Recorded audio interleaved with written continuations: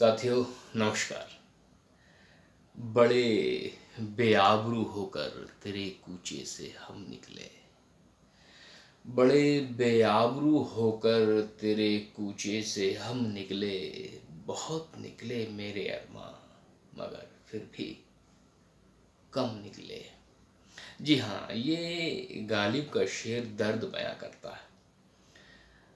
दर्द जिसमें एक ऐसी शिकन है जो अपनों के विरोधी हो जाने के दर्द को महसूस करने की अनुभूति देता है। जब अपने ही खुद के खिलाफ खड़े हो जाएं, तो ऐसे दर्द को महसूस करने की अनुभूति देता है ये शेर। इसी शेर से जुड़ी हुई एक काल्पनिक कहानी है जो मेरे जहन में आ रही है। इस काल्पनिक कहानी को मैं आपके बीच में रखना चाहता हूँ। निवेदन करता हूँ कि आप इस कहानी को ज़रूर समझेंगे और केवल अपने तक नहीं रखेंगे। इस कहानी को हम उन सभी लोगों तक पहुँचाएंगे जो स्वयं को इस नीली क्रांति का हिस्सा मानते हों, जो नीले रंग की विचारधारा को अंगीकृत करके समाज में स्वयं को बाबा साहब डॉक्टर भीमराव अंबेडकर का अनुयायी मानते हों। उन सभी के लिए ये एक छोटी सी कहानी है। हुआ कुछ यूं कि एक बड़ा ही शीलवान, चरित्रवान, धैर्यवान, कर्मठ व्यक्ति था। अब उसके 4 बच्चे थे, 3 बेटे थे और 1 बेटी थी। इन चारों बच्चों के लालन पालन में उसने जो संघर्ष किया, जो मेहनत की, उसकी कोई पराकाष्ठा नहीं, उसकी कोई सीमा नहीं रही। उसने इन चारों के कल्याण के लिए अपना सर्वस्व न्योछावर कर दिया। जीवन का एक एक पल, एक एक क्षण जो आनंद के लिए इस्तेमाल किया जा सकता था, लेकिन उस व्यक्ति ने पूरे संघर्ष करके इन चारों को आगे बढ़ाने का काम किया और चारों सफल हुए।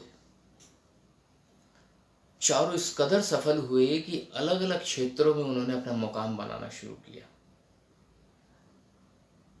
कुछ व्यापार में गए, कुछ नौकरियों में गए, कुछ राजनीति में गए। अब तो चारों ही सफल हो चुके थे। अब उन चारों के भी बच्चे हो गए। जीवन बढ़ता जा रहा है। लोग सफलता के नए आयाम छू रहे थे, लेकिन ये व्यक्ति अब धीरे धीरे बूढ़ा हो चला। सार्वभौमिक सत्य है, बुद्ध का बताया गया नियम है कि परिवर्तन निश्चित है, ये जीवन परिवर्तनशील है। तो क्षमताएं धीरे धीरे कम होने लगती हैं, तो व्यक्ति को वृद्धावस्था से होकर गुजरना ही होता है। तो वो व्यक्ति भी अपनी वृद्धावस्था से गुजर रहा था। जब व्यक्ति वृद्ध हो जाता है तो उसे एक्स्ट्रा केयर की ज़रूरत होने लगती है। उसे ज़रूरत इस बात की हो जाती है कि उस उम्र के पड़ाव पर कुछ लोग उसकी देखभाल करें। खाने पीने की देखभाल हो जाए, उठने बैठने की देखभाल हो जाए, रहने सहने की देखभाल हो जाए। परंतु उन 4 बच्चों ने, जिसमें 3 बेटे थे और 1 बेटी थी, उन्होंने आपस में एक मीटिंग की। मीटिंग में ये निर्णय हुआ कि इस बूढ़े को हम कब तक ढोते फिरेंगे, लिहाजा इस बुजुर्ग को हम अनाथ आश्रम छोड़ देते हैं। पड़ा रहेगा वहां, हमें क्या करना। चारों में सहमति बन गई और इस सहमति को बना करके वो चारों लोग उस बूढ़े को, उस बुजुर्ग को अनाथ आश्रम छोड़ा है। जब वो चारों बच्चे अनाथ आश्रम छोड़कर बुजुर्ग को वापिस आ रहे थे, तभी अचानक उनमें से एक बच्चे को ये याद आया, अरे हम तो पिताजी से ये कहना तो भूल ही गए कि अब हम तुम्हें कभी मिलने नहीं आएंगे, अब हम तुम्हें कभी अपने घर वापस नहीं ले जाएंगे, ये तो भूल ही गए कहना। तो क्या करें? तो चारों ने निर्णय लिया, चलो चल के बता कर आते हैं। अब वो वापस आश्रम की तरफ बढ़ चले।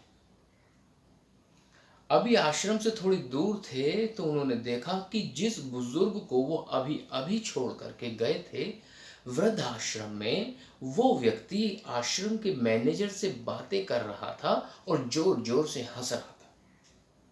उन्हें बड़ा आश्चर्य हुआ कि हंस क्यों रहा है। तभी उन्होंने आश्रम के मैनेजर की बात सुनी। तो आश्रम का मैनेजर ये कह रहा था, बाबा एक बात तो बताओ, आप इन चारों को हमारे ही आश्रम की दूसरी शाखा से लेकर के गए थे और आप ही ने इनका लालन पालन किया, आप ही ने इनको पढ़ाई लिखाया, आप ही ने इनको आगे बढ़ाया, और आज ये ही चारों लोग आपको वापस हमारे ही आश्रम में छोड़ गए। कौन है ये लोग? तो बूढ़े बाबा ने डबडबाती हुई आंखों में आंसू लेकर के कहा, एक अनुसूचित जाति है, दूसरा अनुसूचित जनजाति है, तीसरा अन्य पिछड़ा वर्ग है, और चौथी महिला है। मैंने इनके लिए जीवन लगा दिया, लेकिन आज ये चारों लोग मुझे ही भूल गए। आप पहचान गए इस बूढ़े का नाम क्या है? जानते हो? मैं उम्मीद कर रहा हूँ याद आ गया होगा। वो बूढ़ा और कोई नहीं, वो बूढ़ा बाबा साहब डॉक्टर भीमराव अंबेडकर। आज इन चारों लोगों ने उस महान व्यक्ति को भुला दिया, उसके एहसानों को भुला दिया।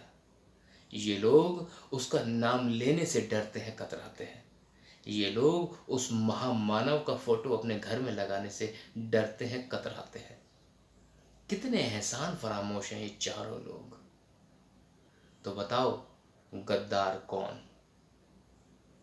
उम्मीद करता हूं कि इस सवाल का जवाब आप जरूर कमेंट बॉक्स में लिख करके देंगे। गद्दार कौन? इन्हीं शब्दों के साथ मैं सतीश बौद्ध आप सभी से विदा लेता हूं। और हाँ, हमारे चैनल को सब्सक्राइब करना ना भूलें, और जो वीडियो आप तक पहुंचे उन्हें लोगों तक पहुंचाते रहें, शेयर करते रहें। उम्मीद करता हूं इससे भी बेहतर वीडियो अगली श्रृंखला में ज़रूर लेकर के आऊँगा। तब तक के लिए जय भीम, नमो बुद्धाय।